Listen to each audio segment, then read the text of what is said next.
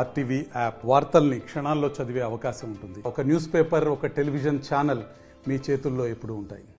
శ్రీమతే రామానుజాయ నమః.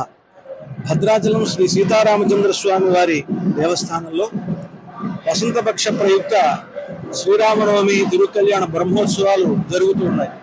దాంట్లో భాగంగా బ్రహ్మోత్సవాలలో ఈరోజు మొట్టమొదటి రోజుగా, అంటే ఇంతవరకు జరిగినటువంటిది వసంత నవరాత్రి ఉత్సవాలు జరుగుతూ ఉన్నాయి. శ్రీరామనవమితో అది ఆ నవరాత్రులు అవుతాయి. దాంట్లో మనకు బ్రహ్మోత్సవాలు కూడా కలిపి ఈ ఉత్సవాల్లో చేస్తూ ఉండడం వలన బ్రహ్మోత్సవాల్లో మొట్టమొదటి రోజుగా ఈరోజు సప్తమి. ఈ సప్తమి నాడు గరుడ ధ్వజారోహణం అనేటువంటిది ఇక్కడ విశేషంగా జరుగుతూ ఉన్నది. అంతేకాక అగ్ని ప్రతిష్టతోటి ఈ కార్యక్రమం ప్రారంభమవుతుంది. ఈ అగ్ని ప్రతిష్ట, గరుడ ధ్వజారోహణం అనేటువంటివి ఈ రెండు ఆహ్నికం అంటే ఎన్ని రోజులు మనం బ్రహ్మోత్సవాలు చేస్తామో ఆ బ్రహ్మోత్సవాలకు సంబంధించినటువంటి సంకల్పంతో కూడుకొని ఈ ఉత్సవాలను మనం ప్రారంభిస్తారనమాట. దాంట్లో భాగంగా ఉదయమే మనకు అగ్ని ప్రతిష్టకు సంబంధించి అగ్ని మథన అనేటువంటి కార్యక్రమం జరిగింది. అగ్ని మథనము అని అంటే హోమం చేసేటప్పుడు హోమానికి ఉపయోగించేటువంటి అగ్ని, దాన్ని లౌకిక అగ్ని కాకుండా అగ్ని మథనం చేసి ఆ విధంగా ఆ అగ్నితోటే దాంట్లోనే హోమం చేయాలి అని ఒక నియమం.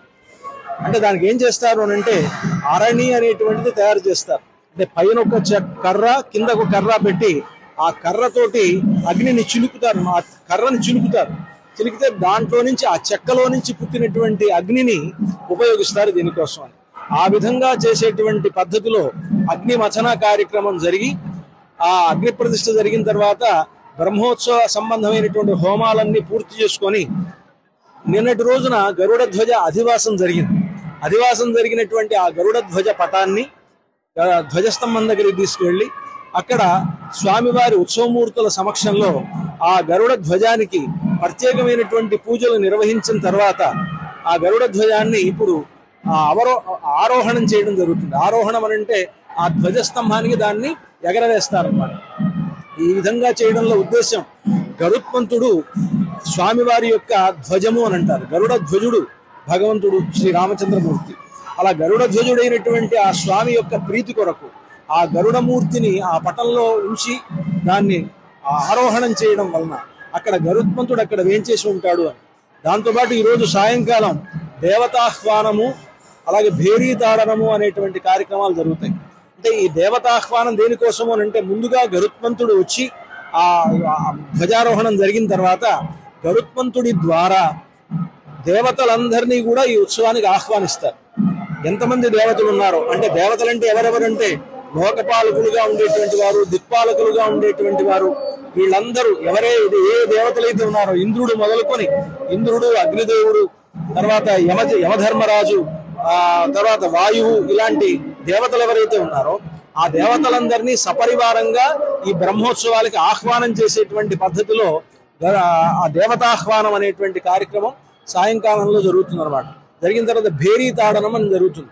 భేరీ తాడనం అంటే వాద్యాలు ఏవైతే ఉన్నాయి, భేరీ అనేటువంటి వాద్యం, ఆ వాద్యాన్ని ప్రత్యేకంగా ఉంచి దాంట్లో దేవతను ఆహ్వానించి తద్వారా ఆ భేరీని కొట్టడంతో ఆ దేవతలను ఆహ్వానిస్తారు. మంత్రాలు చదువుతూ ఆ భేరీని కొట్టి ఆయా దేవతలను ఆహ్వానించడం, అలాగే వారికి ప్రీతికరమైనటువంటి సంగీత రాగాలను ఆలపిస్తూ వారిని ఆహ్వానిస్తారన్నమాట ఉత్సవానికి.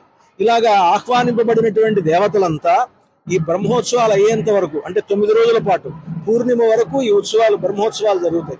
ఈ 9 రోజుల పాటు ఆ దేవతలు ఇక్కడే ఉండి ఈ ఉత్సవాలని కూడా వీక్షిస్తారు. ఆ విధంగా ఆ దేవతలను ఆహ్వానించేటువంటి కార్యక్రమం ఇవన్నీ కూడా ఈ రోజు జరుగుతాయి. గరుడ ధ్వజారోహణం, ఈ దేవతాహ్వానం, ఈ కార్యక్రమాల్లో భక్తులు పాల్గొని రామచంద్రమూర్తి యొక్క కృపకు పాత్రులు కావాల్సిందిగా ప్రార్థిస్తూ ఉన్నాం. జై శ్రీరామ్. మరిన్ని వీడియోస్ కోసం ఛానల్ ని సబ్స్క్రైబ్ చేయండి. లేటెస్ట్ అప్డేట్స్ కోసం వాట్సాప్ ఛానల్ ని ఫాలో చేయండి. అండ్ లింక్ డిస్క్రిప్షన్ లో ఉంది.